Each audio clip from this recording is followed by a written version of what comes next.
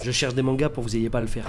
J'arrive pas à croire que j'ai pu passer à côté de ce webtoon aussi longtemps. Toute sa vie, Yu Seong-dan s'est entraîné et battu pour le Murim. Quand ils sont envahis et menacés de disparition, il est donc envoyé au front et se bat jusqu'à la mort, tandis que les nobles qui donnaient les ordres prennent la fuite. Yu Seong s'éteint donc, consumé par la rage envers ce système qu'il a utilisé et jeté comme un moins que rien. Mais au lieu de mourir, il se réveille face à son père, 30 ans plus tôt, de nouveau dans son corps d'adolescent, avec sa mémoire intacte et une fenêtre étrange sous les yeux. Un pouvoir qui va lui permettre de dépasser les limites de sa vie précédente. Au lieu de devenir un pion, cette fois Yu Seong va devenir un disciple à part entière du Murim. Quand j'ai démarré, je me suis dit que c'était convenu et que j'allais vite lâcher. Au lieu de ça, j'ai rien fait d'autre que lire ce webtoon pendant 5 jours de suite. Chapitre après chapitre, cette histoire ne fait que s'améliorer. D'abord, la progression est satisfaisante. Le héros ne devient pas monstrueux du jour au lendemain. Il utilise à la place sa ruse pour compenser son manque d'habilité physique. J'aime beaucoup le fait qu'il se serve de son expérience passée pour changer le futur et qu'il garde un esprit mature, c'est-à-dire adulte dans sa réflexion. Mais surtout, ce qui peut vous surprendre, c'est tout l'univers et les échelles de puissance qui se dévoilent petit à petit autour. Une variété de personnages tout aussi intéressants, notamment le trio principal, ainsi que des enjeux stratégiques et politiques qui prennent une importance croissante. Le tout projeté au cœur d'une conflictualisation de classe entre les grands pontes du Murim et les masses de soldats et de civils qu'ils oppressent. Toute sa vie, lui et les siens se sont fait marcher dessus. On lui offre une deuxième chance pour mettre un terme à tout ça.